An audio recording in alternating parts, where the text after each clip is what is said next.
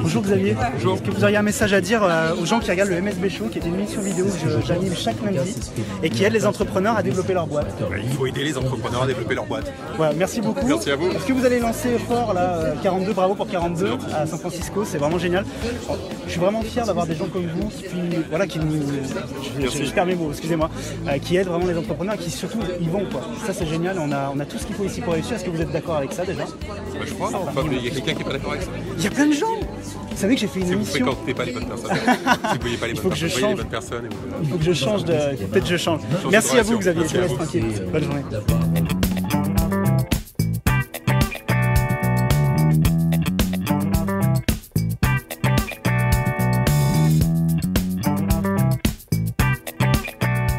Bonjour et bienvenue dans le Monter son Business Show, l'émission hebdomadaire qui va booster votre entreprise. Aujourd'hui, nous allons parler des qualités indispensables pour réussir en tant qu'entrepreneur. Il y a quelques temps, nous avions parlé des erreurs, les pires erreurs que vous pouviez commettre. Et cette fois, on va parler des qualités indispensables. C'est parti. Salut Alexis Muret-Jones, je suis très content de t'avoir dans le MSB Show. Comment vas-tu? Eh ben, très bien Rémi, merci. Alors Alexis, déjà, est-ce que tu es anglais ou français? Les deux Rémi. Oh, c'est une petite blague entre nous. Est-ce que tu peux te présenter en 10 secondes chrono à nos auditeurs?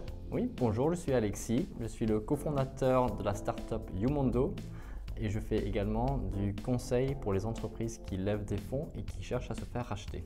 D'accord. Et tu fais ça principalement en France, en Angleterre? Tu es un peu dans les deux? Comment ça fonctionne? Les deux. Je passe la moitié de mon temps en France, la moitié de mon temps en Angleterre et l'autre moitié en avion. Voilà. D'accord. Alors ce qui est assez drôle, pour vous dire un petit peu, avec Alexis, ça fait quelques années qu'on se connaît maintenant, on s'est croisés plusieurs fois, c'est assez drôle dans nos vies professionnelles et personnelles. Et notamment, on a tous les deux vécu à Londres, à une période, alors toi tu as vécu beaucoup plus longtemps que moi, mais moi je suis venu m'installer à Londres pendant presque un an et on s'était revus là-bas du coup, donc c'était assez fun. Tu confirmes? Exactement, exactement. Bon alors du coup, on aimerait parler, donc toi tu as une expérience très importante autour des entrepreneurs, tu as aidé pas mal d'entre eux à lever des fonds, etc. Qu'est-ce que tu peux nous dire sur, d'après toi, quelles sont les qualités indispensables pour tout entrepreneur pour réussir à lever des fonds ou à réussir son business tout simplement? Alors, en ce qui concerne les qualités d'entrepreneur, la première chose à dire, je pense, c'est qu'il y a plein de types d'entrepreneurs différents, avec des atouts différents, des personnalités différentes. Et donc, une première chose est qu'il ne faut pas vraiment cerner les entrepreneurs en disant il faut qu'ils soient extravertis ou introvertis, il faut qu'ils soient très intellectuels ou pas trop. Pour moi, de ce que j'ai vu, la chose la plus importante, c'est de pouvoir démontrer ce que l'entrepreneur a pu faire avec ses moyens. Donc, qu'est-ce qu'il a pu faire avec ça comme moyen, ça comme temps, qu'est-ce qu'il a accompli dans Qu'est-ce qu'il a été capable de faire, par exemple, s'il a fait ce qu'on appelle du bootstrapping, c'est-à-dire ne pas lever d'argent, essayer d'y aller finalement avec ses propres moyens, avec peut-être ses petites économies, etc. Au début, par exemple, mais même dans une compagnie qui est plus dans une phase de croissance, qu'est-ce qu'ils ont réussi à accomplir avec 10 millions d'euros de capital, par exemple? Oula, on parle déjà du lourd là. Hein. Voilà, donc tout dépend à quelle étape et de voir qu'est-ce qu'il a pu faire en tant que résultat. Et après, sa méthode, ça c'est totalement personnel à l'entrepreneur. D'accord. Une deuxième chose importante que je dirais, c'est de voir quel type d'équipe l'entrepreneur a pu attirer en fait. D'accord. Est-ce qu'il arrive à bien s'entourer ou pas? Exactement. Ça, on en parle souvent dans le MSB Show, c'est vrai que c'est crucial. Absolument, oui. Et du coup, moi, la question que j'ai envie de te poser, parce que là, tu as parlé de grosse quand même capitalisation, pour la plupart des gens qui nous regardent, c'est plutôt des entrepreneurs qui débutent ou qui sont vraiment en phase de démarrage en tout cas. Qu'est-ce que tu donnerais toi comme conseil? Est-ce que tu as des exemples à nous donner, des mauvais exemples et des bons exemples d'entreprises que tu devais accompagner et avec qui ça s'est soit très bien passé, soit très mal? Oui, donc il y a une entreprise avec qui ça s'est très bien passé qui s'appelle Driver, D-R-I-V-R, qui à l'époque s'est lancé sur le même créneau que Uber en faisant une application pour réserver des taxis. Ça va pas être facile ça. Très bonne idée, malheureusement il y avait un peu de concurrence comme vous vous en doutez.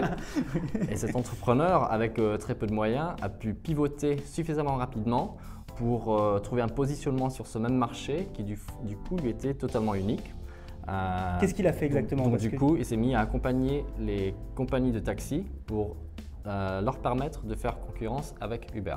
Donc en fait, ce mec, au début, était vraiment en frontal avec Uber. Il s'est rendu compte qu'il n'avait pas moyen de réussir dans ces conditions-là, ou que ça allait être très très très difficile, puisqu'il n'allait pas avoir les mêmes moyens qu'Uber. Et du coup, il s'est dit, je vais aider les concurrents d'Uber à proposer le même service qu'Uber. Voilà. C'est génial. Et pour moi, ce qui m'a vraiment impressionné, c'est d'une part son courage à pivoter, d'autre part… Ce qui n'est pas toujours facile. Ce qui n'est pas facile.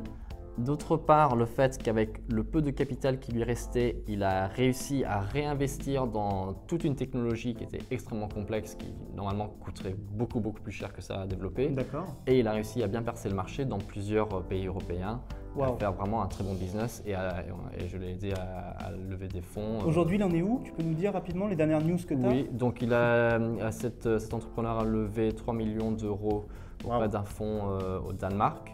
Et il est aujourd'hui présent sur une dizaine de pays européens. Waouh, bravo. Est-ce que tu as un exemple un peu plus, alors peut-être que tu ne citeras pas l'entreprise, hein, c'est pas très grave bien entendu, on comprendra tout à fait, mais un exemple qui s'est beaucoup moins bien passé?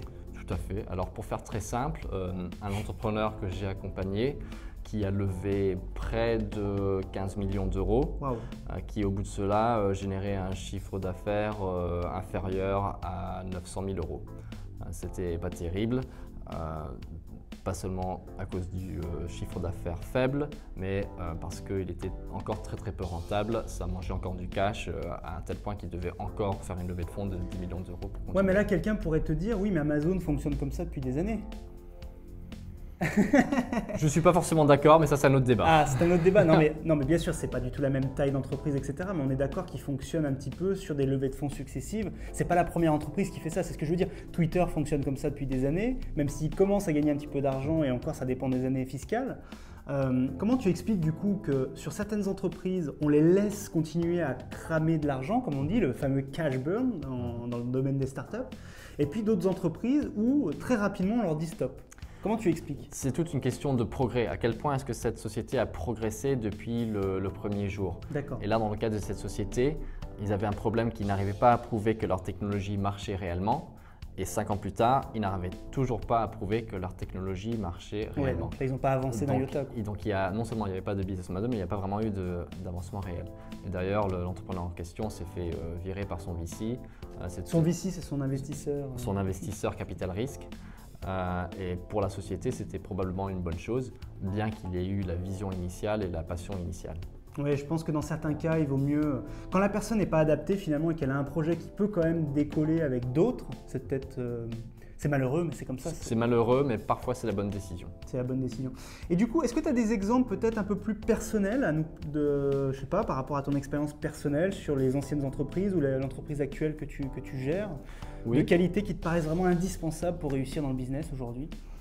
Alors par expérience personnelle, donc l'autre partie de mon activité, c'est de gérer la start-up e-tourisme Youmondo. Là, c'est vraiment une entreprise en début d'amorçage. Avec très peu de moyens, on a recruté une équipe de 8 personnes qui aident à faire avancer le projet. Wow. Comment tu as fait du coup pour ils sont associés, Alors ça dépend. Certains qui sont associés, donc tout le monde d'une manière générale croit au projet. Certains sont rémunérés par equity, d'autres avec du cash, tout simplement. D'autres font, par exemple, on s'est associé avec le programme Erasmus de l'Union européenne pour faire venir de jeunes entrepreneurs et travailler gratuitement avec nous pour… D'accord, donc tu as réussi. En fait, le fait de partir en bootstrapping, comme on disait tout à l'heure, avec très peu de moyens, etc., avec ton propre cash, tu as peut-être mis un petit peu d'argent dans la société. Ah oui. Tu as trouvé des solutions. C'est ça que j'aime bien. Moi. Ce que j'aime beaucoup chez les bons entrepreneurs, c'est ça. C'est trouver des opportunités là où d'autres verraient des contraintes. Et c'est intéressant ce retour d'expérience parce que c'est exactement ça. Il y a plein de gens qui se seraient dit comment je vais faire? Je ne peux pas trouver des gens qui travaillent gratuitement pour moi ou qui m'aident ou qui vont devenir associés. C'est trop compliqué. Mon projet n'est pas assez intéressant, blablabla. Tu sais, ils trouveraient plein d'excuses. Et toi, tu es passé au-dessus de ça. Tu t'es dit attends, moi je pense que j'ai une bonne idée, j'ai vraiment envie d'y aller, j'ai une vision pour mon marché. Donc je vais trouver des gens avec qui m'associer pour avancer. Au tout début de la phase de croissance d'une start-up, la monnaie de l'entrepreneur, ce n'est pas le cash, les euros, c'est vraiment la passion et la croyance dans ce projet qui réunit un groupe de personnes. D'ailleurs, ça c'est valable pour toutes les entreprises. On parle un peu du monde start-up aujourd'hui, mais c'est valable pour tous les business en réalité. Il faut être capable d'être malin, intelligent, mais de certaines formes d'intelligence en fait aussi. Je ne dis pas qu'il faut faire des études, c'est pas du tout ça. Il y a des gens qui n'ont pas fait d'études et qui font des business magnifiques. Mais en tout cas, être malin, quoi. Je pense que c'est ça, c'est vraiment ça, de trouver des solutions. Alors d'ailleurs, il y a un livre extraordinaire que je vous invite à lire si vous ne l'avez pas encore fait. C'est un livre d'un professeur. Quand je vous dis professeur, vous allez dire qu'est-ce que c'est que ça encore un professeur? Non, c'est un mec super, vraiment. Il n'y a pas que des mauvais professeurs. Je vais me faire tuer. Mais qui parle, ça s'appelle l'effectuation. C'est Philippe Silberzan qui a publié ce livre, qui en a fait d'ailleurs une formation et un MOOC. Un MOOC, vous savez, c'est des formations en ligne gratuites. Et il explique justement le concept de l'effectuation, c'est de dire, au lieu de dire je vais aller lever des fonds, je vais aller chercher des choses extérieures, on part de ce qu'on a déjà. Ce qu'on a comme expérience, comme compétences, ce qu'on a comme argent éventuellement. Et on va essayer, en partant de ça, de créer une première version de notre business qui serait une version peut-être un petit peu légère, mais qui permettra ensuite d'aller plus loin. Et je trouve que ça correspond bien à ce que tu es en train d'essayer de faire avec ta boîte. Eh ben, je suis d'accord. D'accord, est-ce que tu aurais autre chose à dire, peut-être un dernier point qui te semble intéressant? Est-ce qu'aujourd'hui, imaginons… Oui, vas-y, je te laisse parler. Oui, il y a un point qui est important, je pense, c'est de savoir être assez autocritique de soi-même en tant qu'entrepreneur et se rendre compte quelles sont vraiment ses propres compétences et quelles compétences nous manquent. Et arriver à compléter l'équipe pour un projet en faisant venir des gens qui ont les compétences que toi tu n'as pas. Et si tu arrives à identifier ça vraiment au début, ça te permet d'avancer. Alors j'en ai parlé dans un épisode récent du MSB Show d'ailleurs sur les pires erreurs à ne pas commettre. On vous affichera la vidéo quelque part sur l'image. Justement, c'est très intéressant ce que tu dis au niveau du recrutement, que ce soit le recrutement de salariés, de collaborateurs ou d'associés. C'est déjà effectivement de trouver des gens qui sont bons là où nous on est mauvais, ça c'est extrêmement important. Et aussi de recruter des gens meilleurs que nous. Est-ce que tu es d'accord là-dessus? Absolument. Parce que les entrepreneurs ont parfois du mal à faire. Et ça, c'était vraiment mon deuxième critère pour qu'est-ce qui est une qualité d'entrepreneur, c'est savoir super bien recruter et former une équipe de A-players, comme on dit en Angleterre. Voilà, c'est-à-dire que des gens en top niveau sur chacun de leur domaine. Qui, dans leur domaine, sont clairement meilleurs que toi. Voilà, c'est ça. Et si vous n'êtes pas capable de faire ça ou si vous le faites mal, vous risquez d'avoir beaucoup de soucis quand vous allez avoir une entreprise qui va grossir et que vous aurez de toute façon besoin de personnel ou d'associés ou de gens qui vont travailler avec vous. Je sais que vous êtes, dans la plupart d'entre vous, aujourd'hui, vous êtes peut-être indépendant, vous démarrez juste, mais si jamais votre boîte décolle, et je l'espère, j'espère que le MSB Show vous aura aidé pour ça, vous allez avoir besoin de partenaires, de fournisseurs, de clients évidemment, et aussi peut-être d'associés, de salariés, et donc il faudra bien les choisir, et je pense que ça c'est quelque chose d'assez crucial. Je pense qu'un même projet, si on a bien choisi ou mal choisi ses employés et ses associés, ça change tout en fait. Ça c'est clair. C'est clair et net, on est bien d'accord. D'ailleurs, beaucoup d'investisseurs disent on investit d'abord sur une équipe, sur un CEO, donc un patron qui nous paraît être visionnaire, qui nous paraît être très intelligent, qui nous paraît être capable de réagir en cas de coup dur, plutôt que sur le projet en lui-même. Tu confirmes? Pas que ça, mais il y en a beaucoup en effet, beaucoup d'investisseurs qui disent ça. S'ils font réellement ça en pratique, je ne suis pas sûr, parce que c'est très beau de dire j'investis dans les gens. Il y a un élément où c'est absolument vrai, et c'est mieux d'investir dans une équipe qui doit pivoter et faire plusieurs projets que dans un bon projet où l'équipe est pourrie. Donc de ce point de vue-là, je suis d'accord. Bon, merci Alexis. Où est-ce qu'on peut te retrouver rapidement? Donc si jamais on est intéressé par ton business, est-ce que tu peux le présenter en 10 secondes d'ailleurs? En 10 secondes, donc je gère une startup qui s'appelle Youmondo, Y-O-O-M-O-N-D-O, qui permettent aux voyageurs Airbnb de réserver des activités qui ont été recommandées par leur hôte. D'accord, donc ceux qui ne connaissent pas Airbnb, c'est un système qui permet de faire en tant que particulier ou comme professionnel également, vous pouvez mettre à disposition des voyageurs du monde entier votre appartement, votre maison, une chambre de votre appartement. Et donc les gens viennent et toi tu vas proposer une sorte de tablette qu'on va mettre directement dans nos appartements en tant qu'hôte, qu'on va mettre à disposition de nos visiteurs, donc ça va apporter un service supplémentaire en fait. Exactement, donc une tablette qui reste chez les hôtes et également une application mobile que le voyageur peut télécharger lui-même. D'accord, excellent. Génial, merci beaucoup Alexis. Merci à toi. Et puis, est-ce que tu connais la phrase fétiche du Monter son Business Show? Malheureusement Rémi, je ne la connais pas. Eh ben, je vais la faire pour toi alors. Allez. Et tu la répéteras après. Hein. N'oubliez pas une chose… Non, d'ailleurs, en plus, je ne veux pas la faire maintenant, on coupera avant. Oh, oui, c'est débile. Non, c'est bon, c'est fini. Oh, bah, je voulais savoir la phrase. Alors, la phrase, je te l'ai dit. N'oubliez pas une chose extrêmement importante. Il n'y a jamais eu de meilleur moment que maintenant pour entreprendre. Ouais.